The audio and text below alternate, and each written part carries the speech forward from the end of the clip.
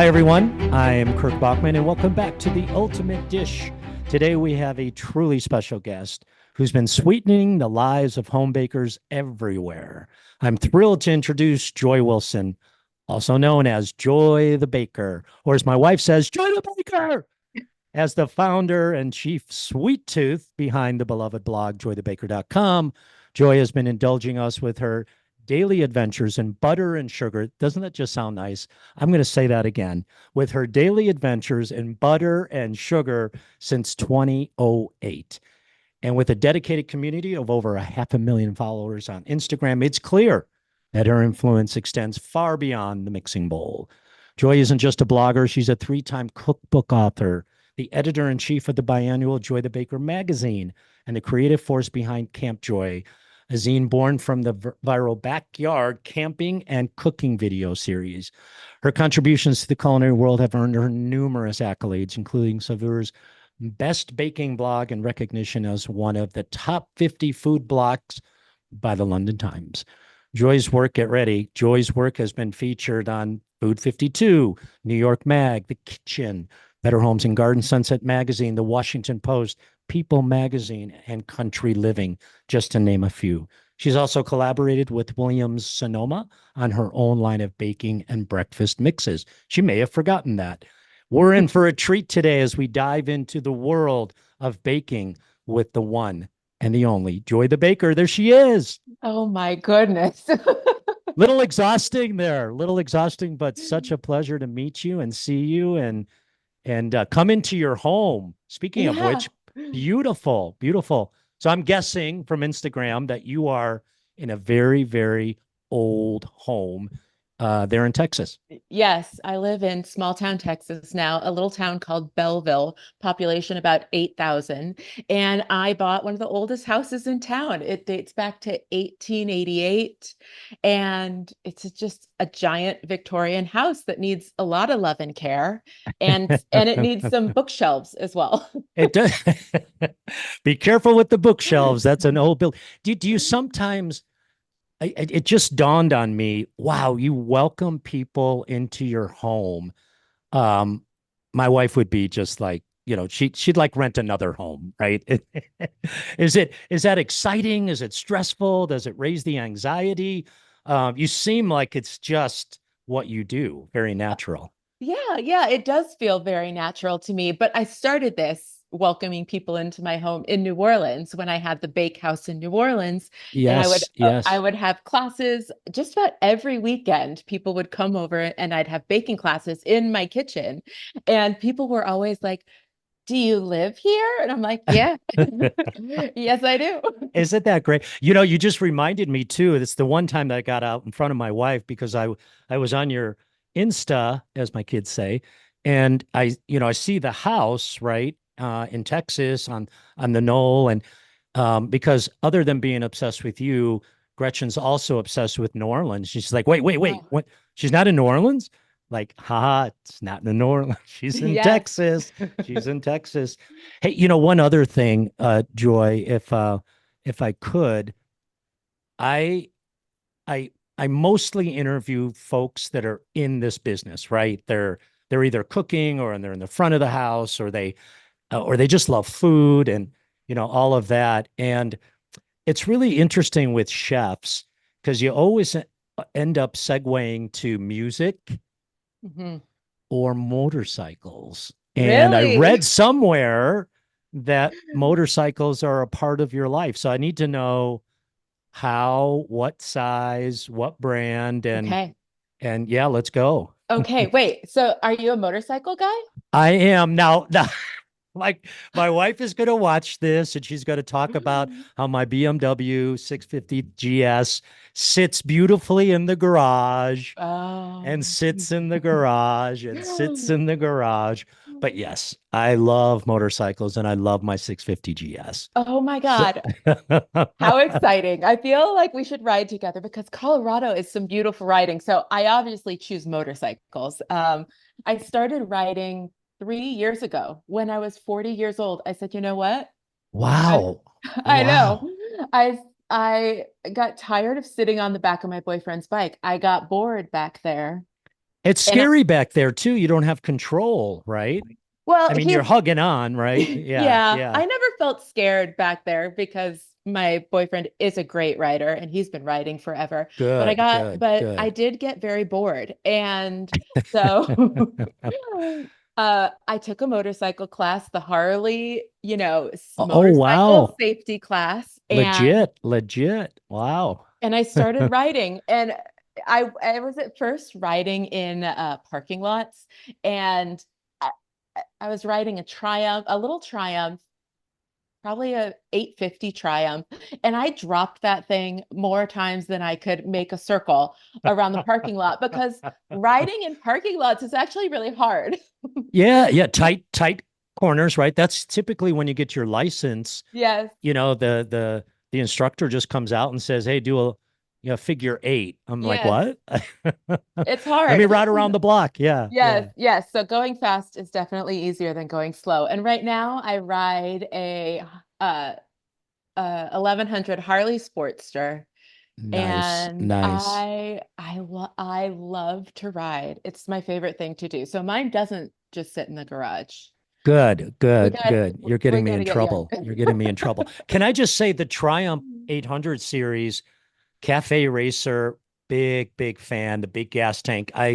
You got to really set up though on the Yeah. Triumphs, right? The handlebars are low. I just love it. I love it.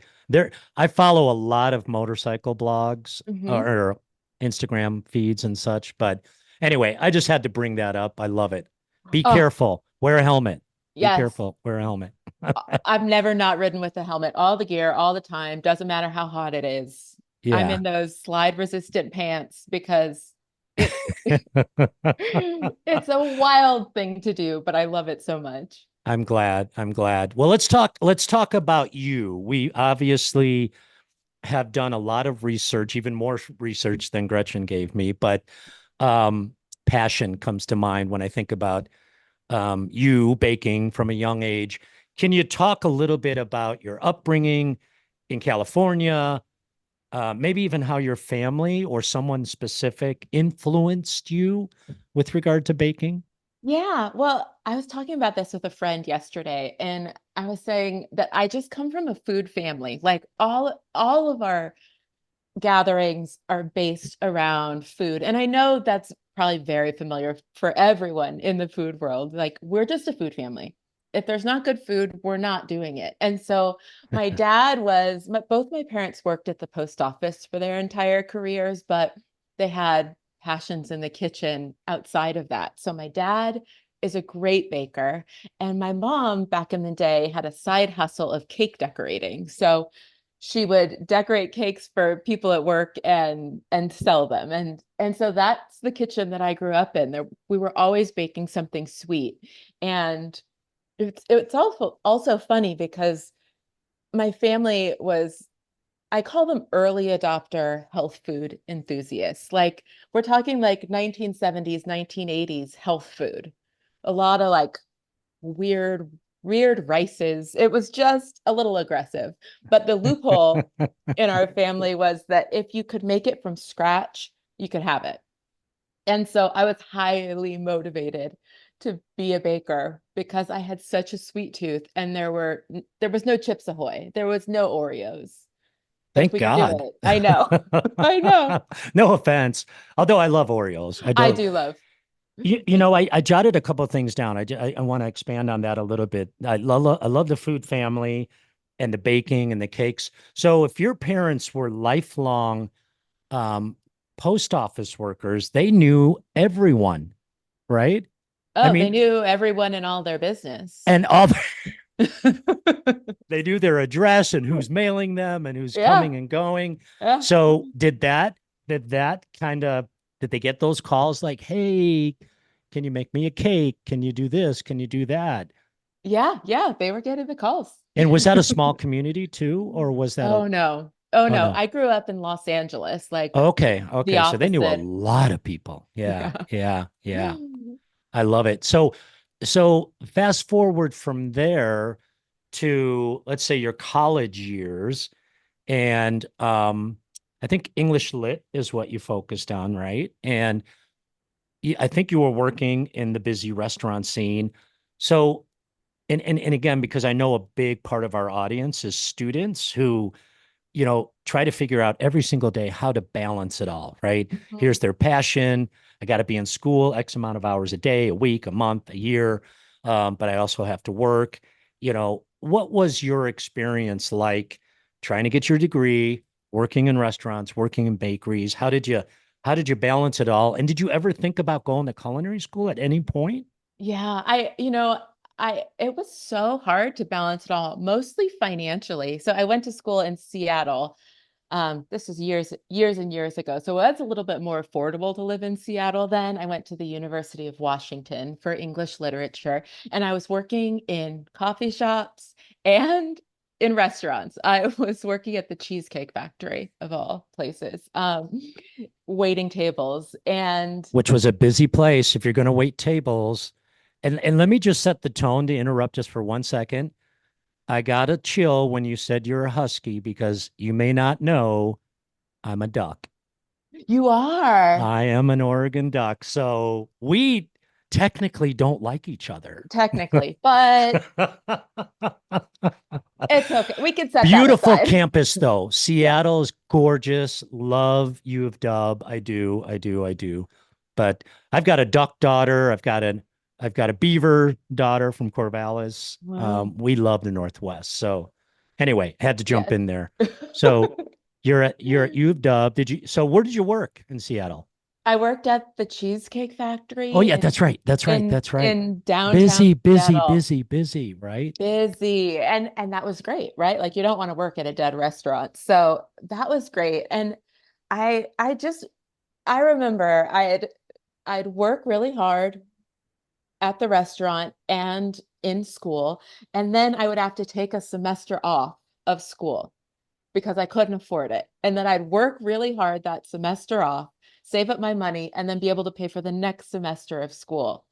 And it took me a long time to finish college because I had to take breaks to afford it. I was also living on my own with a roommate, but I also didn't have a car. It was just like I was young and really trying to pay for my life, and it is a grind in the early 20s. Luckily, you have the energy for it. But yeah, that's how I got through school. It was like a semester on, a semester off with working really hard in between. Well, that's super strategic. I like that. And you said something really important there. Luckily, we had the energy for it.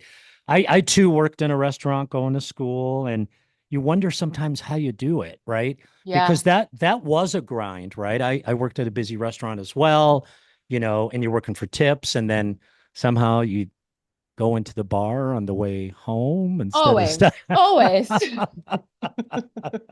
So, um, did your studying sort of ignite your passion to start a blog? Yeah.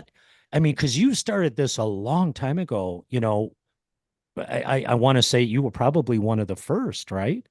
To be It in this. feels like it. Yeah. So so so walk us through that whole point. I'd love to hear how you how you got through college, where you landed then. You launched your blog, Joy the Baker, 2008, Mhm. right? So many years ago, right? And just walk us through how that all came to be. I know a lot of students, and I should say, Joy, that I would never um, assume for 1 minute that there wasn't unbelievable amounts of work that went into that. So a lot of young people listen to this and it's like, oh, she went to school and then she started the blog. There's so much work, so much heartbreak, so much optimism, so much, late nights, all of that. Yeah. So please know that we appreciate that. But yeah, how did it all come together? Yeah, after the University of Washington, I came back to Los Angeles and I started working in a bakery and in a restaurant.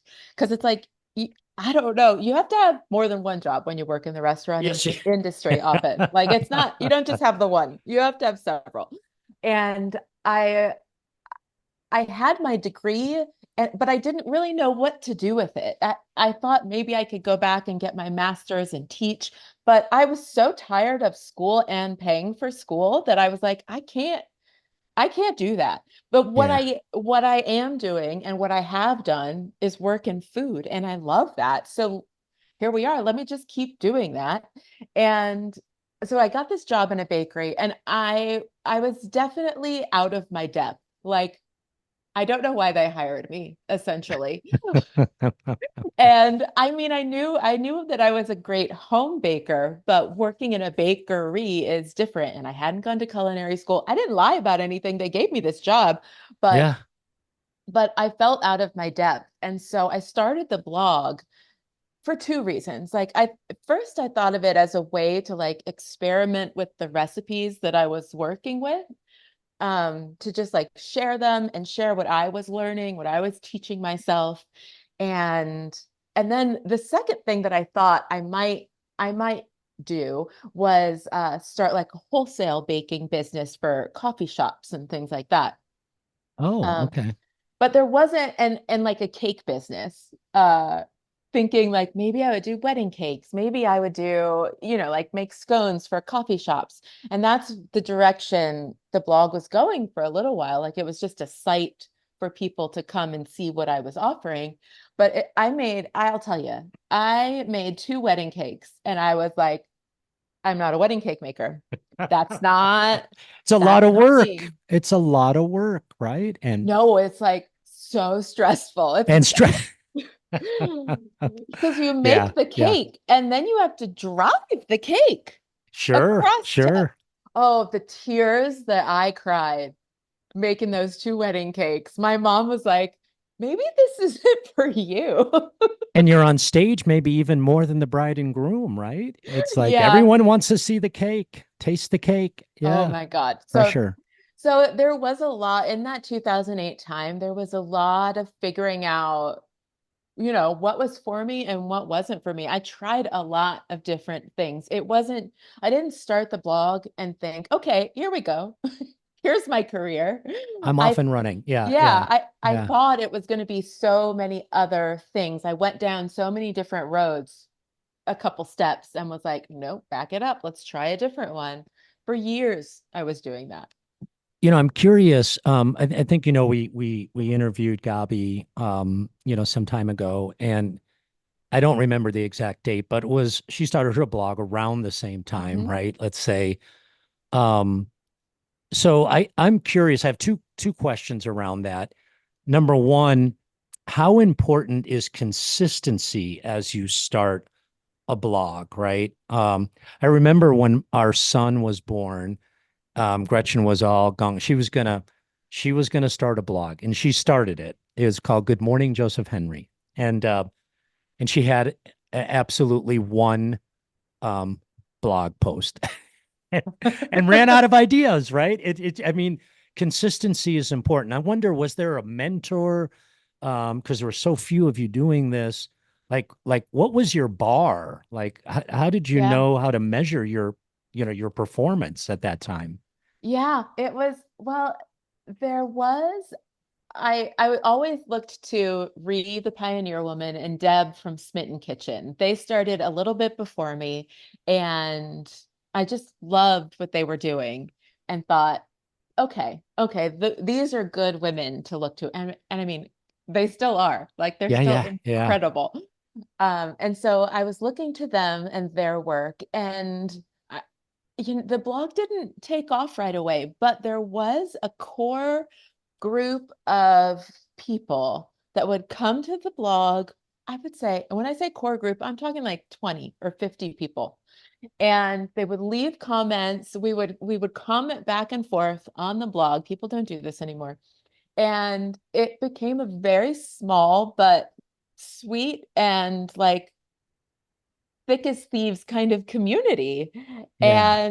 And so I felt like I didn't want to let them down, even though it was just 20 or 50 people, but I wanted to show up for them in the way that they were showing up for me. And so, yeah, consistency was a big part of that. And man, working two jobs and trying to be consistent on the blog, I would get off of work, everyone would go to the bar, And I'd be like, I gotta go home and write a blog post. And my friends at the in food would make fun of me so much.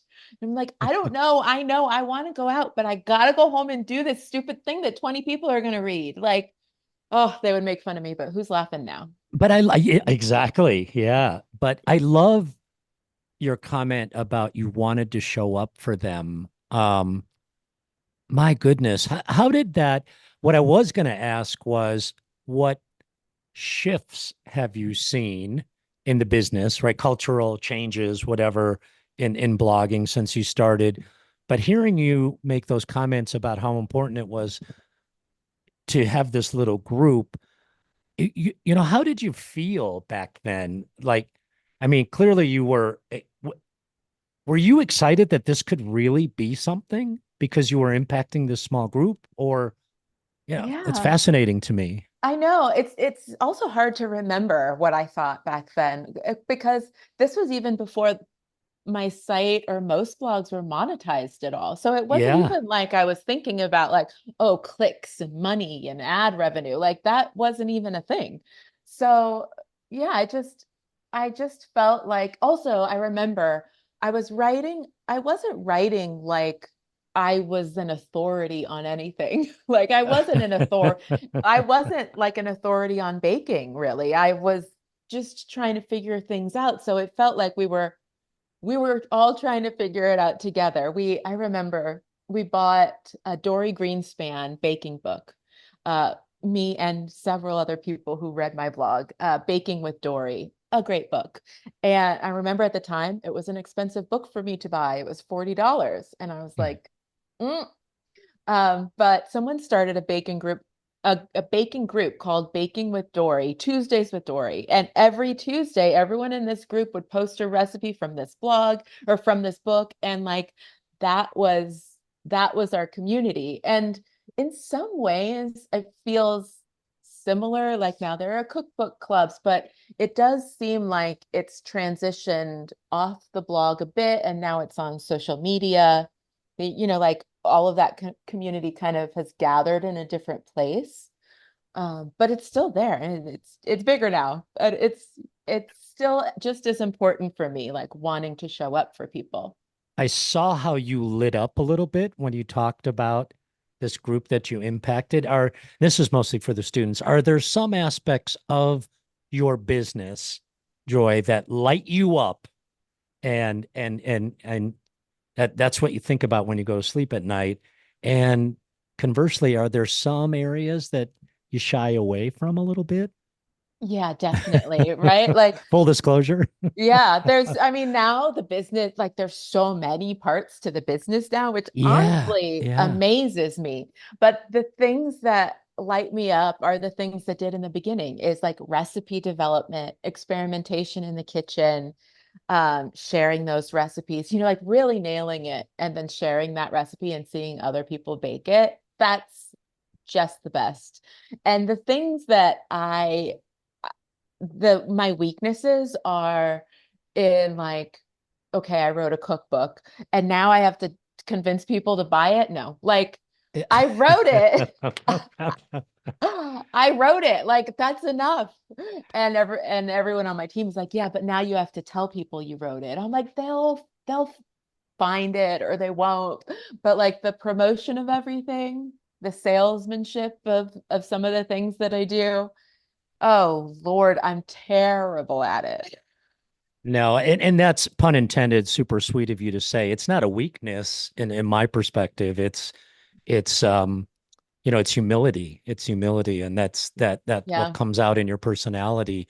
Um, Coming back to recipes that you just mentioned, um, and your inspiration when you're creating recipes, how do you balance? I'm just curious, being innovative with your techniques, being, thinking about the end consumer, Mhm. modern trends with classical, traditional, um, baking with Dory Yeah. techniques that built up your foundation.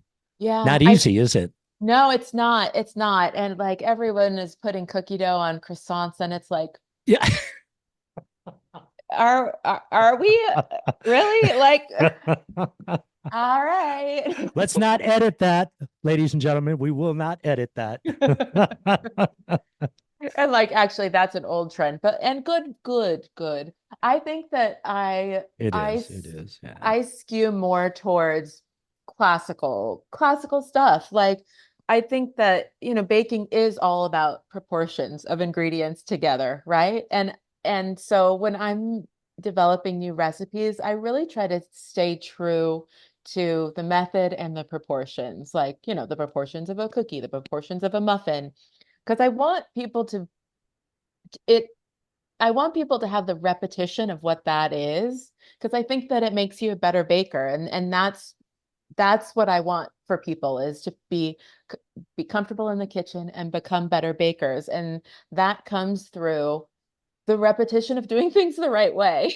And so that's how I structure all of my recipes, to like, here's how you really do it. And once you know how to really do it, then you can play around. But like the fundamentals are so important. Oh, I love that. And I don't know that I shared or not. I grew up in my father's and mother's bakery, fourth generation. My father's in the German system, he's a master baker. And so I grew up in their Chicago bakery. Um, I was the only kid who didn't have a Hunt snack pack or a Twinkie. I had a Dobos tort or a, croissant or Yeah. coming out of I had rye bread with pate on it for lunch. And I didn't real, it was different then, but I appreciate it now, right? I'll never forget the one day I was always on the cuisine side of the restaurant when my father and I had a restaurant, and he was on the baking bench. And I remember one day taking an apple strudel, which he worked really hard on, right? Always. And I was like, "Hey, Dad, what if I like cut it in half and kind of shingle it up on the plate?" And he walked out of the kitchen. Yeah, it's like, It's "All like, right, Dad, we'll talk later. I won't do that to the apple strudel." So I do appreciate and so does Auguste Escoffier, your commitment to traditional techniques. So, but you have a whole team working for you now, and I know that changes things a lot, right? I'm curious, was the growth slow and steady, or was it overnight? oh gosh, the growth is slow and steady. My goodness. And there's there's still room to grow. But yeah, there is a team of people now, thank goodness, because the way that I grow is quite painful. Like I get to a place where like I just can't do it all myself. And then I'll bring someone on. And then I grow to the next place of like, I'm at my max. And then I bring someone on. So I don't know if I recommend it, but when I reach my like real pain point of like there's just not enough hours in the day, that's when I reach for help. So I have a photographer and recipe tester, an editor for the blog, and then a whole team of people that make me talk about the things that I do. Well, Uh, that's scaling in a smart way, right? You're still very close to the business and super involved. yeah. Um, as you got to those milestones and you knew that you needed help, how hard was it to make those hires? Like, did you know what you needed for the next level? I yeah, I did think that I knew what I needed. Yeah, yeah, it felt like I it felt like it came to a point where it's like I need this very specific person. Let me go Yeah. find them. Yeah, it wasn't a mystery. So I'm curious, again, pivoting, such a great conversation. What did a typical day look like 10 years ago? And what does a typical day look like today? Wow, what was I doing 10 years ago? Living in New Orleans. I think Yes, I yes. had just moved to New Orleans. And I was living in the French Quarter. My team was much smaller. And yeah, I would wake up and bake something and photograph it, clean up, make dinner, and then at night write my blog post. And yeah, it felt much more like linear. It felt much more linear at that time, Like a I think. baker, like a Yes. baker. Yeah, Yes. yeah, yeah, And yeah. now with this growth that has been so amazing, I feel like I'm working so much further ahead now that like I wake up and I'm developing recipes like right now for Christmas and Valentine's Day and simultaneously planning like my actual family's Thanksgiving meal. Like so it's like I'm I'm in I'm up ahead. And this summer I was working on a holiday magazine. So this summer I was cooking Thanksgiving turkeys and making Christmas cookies. Yeah, it just Oh, is makes like sense. Yes, yes, yeah, so yeah. things are far less linear. And now also I have this big beautiful house to take care of, and an old house needs a lot of attention. So I spend several hours in the morning just, I know it doesn't look like it, but like Att- Attending to your home. Yeah. attending to the house. Yeah. I love that. I love that. I noticed that in the summertime, people aren't baking. People don't want to bake. They're busy with their kids doing something. Maybe they want a little project, but no one is super motivated to turn on their ovens. And I was still pushing out a lot of content a couple summers ago, realizing that it just wasn't hitting for people. And and so I took a step back and realized that I was getting a lot of traction in the fall and winter. And I was like, that's when I want to be baking too. That's when I'm most curious about different recipes and experimentation. And so, yeah, I just really, my community told me without having to tell me. And I Mother just, Nature's natural rhythm, yeah, plays into that beautifully, right? The yeah, fall, you have these beautiful fruits and apples and such. And Um, you mentioned notes. I love Cliff Notes on your blog, by the way. yes. Again, it's brilliant, right? I just thought I was old because that's how I got through college. I went and bought those Cliff Notes, the little yellow thing, scrambled on the way to class, Yeah. figured out what that piece of literature was all about. Did college inspire you to do that, or is it just an easier way for you to track? Oh gosh. So Cliff Notes is a series. First of all, I don't even know if the youth know about Cliff Notes because they just have the internet now. And God bless. God bless. But gosh, Cliff Notes. So Cliff Notes is a series that my dad writes, and it's just so happens that his name is Cliff. I And was just gonna say that's brilliant. Even if it's not, tell me it's Cliff. Yeah. he's he's a Clifford. So Oh my so gosh. and my dad is the most thorough baker that I have ever met. He just loves research and he loves to get down to his version of the very, very best of a recipe. And so I asked him, and he's also a great writer, an amazing writer. So I asked him to write notes about either old family recipes that he has, um, like that our family has, like where they came from, or like he has an amazing chocolate chip cookie, and I asked him to write a cliff note about his chocolate chip cookie, and he went into like the history of chocolate chip cookies. He just is like such a hoot, and I love having his voice on my site. I love it. I love it. From what we've gathered from other guests, bloggers, and such that we've had on the show, almost everyone has spoken. You already started to touch on it on community and their big why or purpose, if you will. Would you say it's the same case for you that your community is unbelievably important and that it sort of informs the decisions you make? Definitely, definitely. I feel like I'm always thinking of how to be of service to them.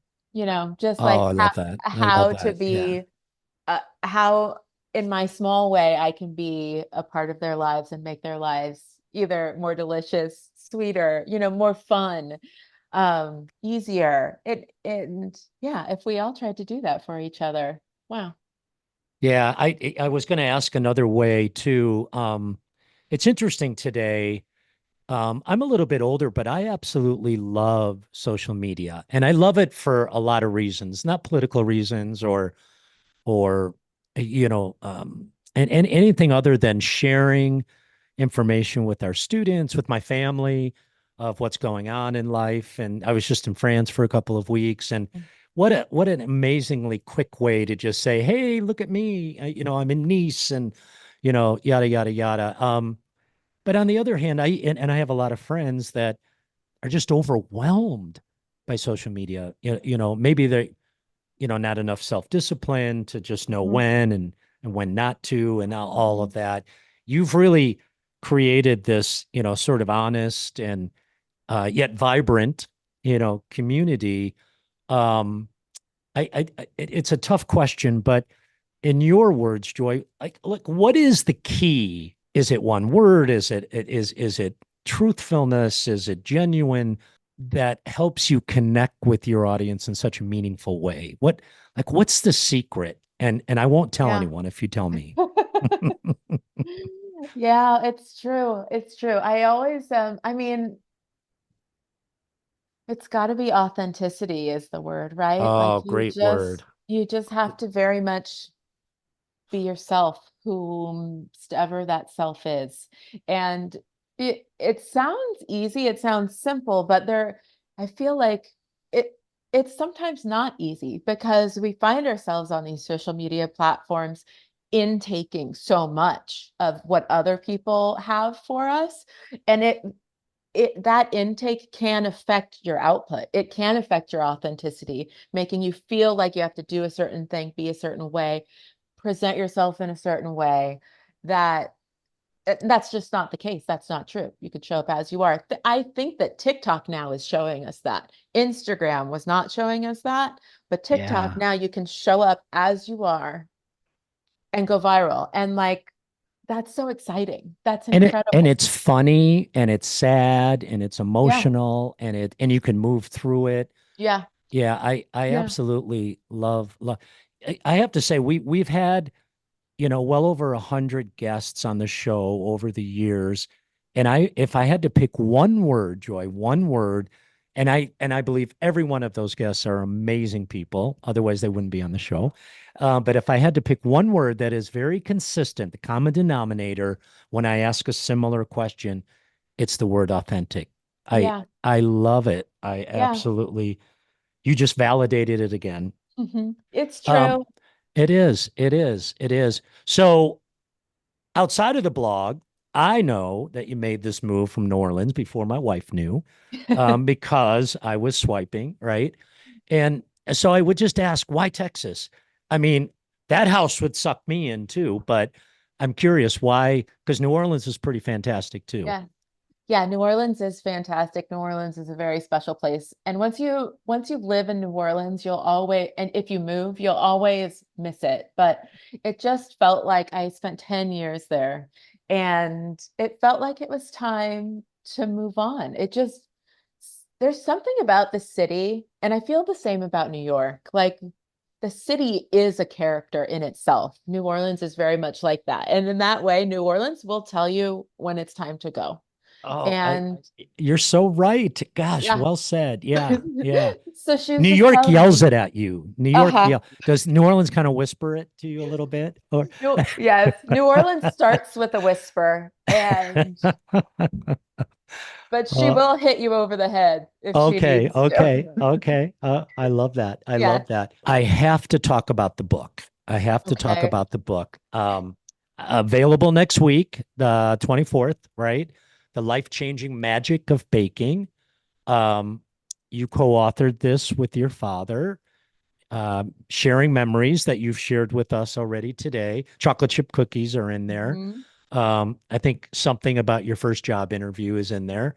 Can you tell us about this emotional journey and how it came to be and why you did this book? My dad and I have always wanted to work on a book project together because he's an incredible writer and he taught me how to bake. And so the life-changing magic of is actually a series of books in from a British publisher.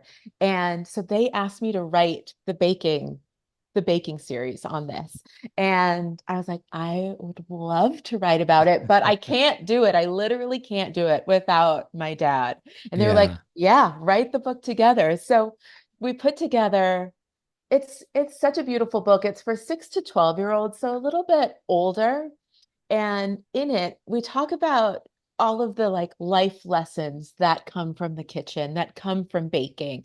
The idea that you can experiment, the idea that you can make mistakes and try again, the idea that you can do things together and like, like you work better as a team, like in the kitchen. And it was just such a fun project to work on with my dad. And it came out so beautifully illustrated.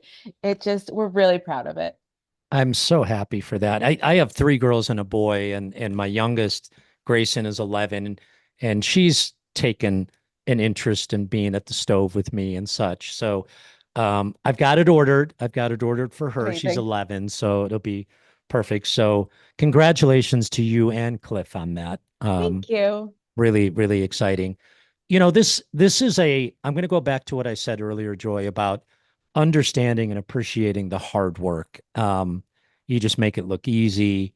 But students will be, how do I do that? How do I do Mhm. that's what I want to do. How do I want to do that? Any advice for those who might want to create a presence online? Authenticity is important, consistency is important, but Yeah. anything straight from the heart. Well, I was doing this for a long time when no one was looking. And you have to want to do it whether someone's looking or not. And and you have to do it when no one is looking. Listen, sometimes it feels like relatively I'm not getting the traction I want online or on social media, but I'm still going to do it. I'm still going to do it like I'm compelled.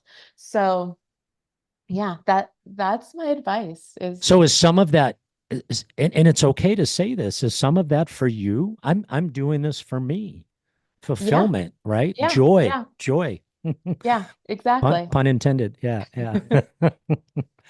Well, Joy the Baker, we are getting close to taking up enough of your time, but before I let you get back to, sorting out the things in your beautiful home built in the 1800s, the name of the podcast is The Ultimate Dish, and I can't let you go. I think we've covered everything, but I can't let you go until you tell us what the ultimate dish is in your world.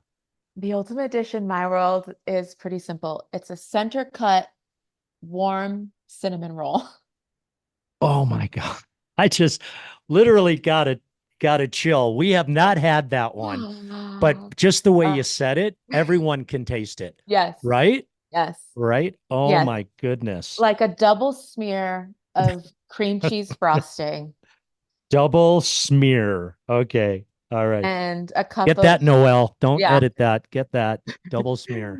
and a cup of hot black coffee. Oh, Oh, no cream, no nothing, cream. just Mm-mm, black. Oh, mm-mm, I'm there. mm-mm. I'm there. Yeah, that's Joy the it. Baker, you have brought so much joy to our day today, and I can't thank you enough. I wish you continued success. I'll keep swiping. I'll keep arguing with my wife about what Thank I you. see before she sees. And thank you for joining us on The Ultimate Dish. Thank you so much. And be sure to take that motorcycle out. I All right, there you go. Now it's live.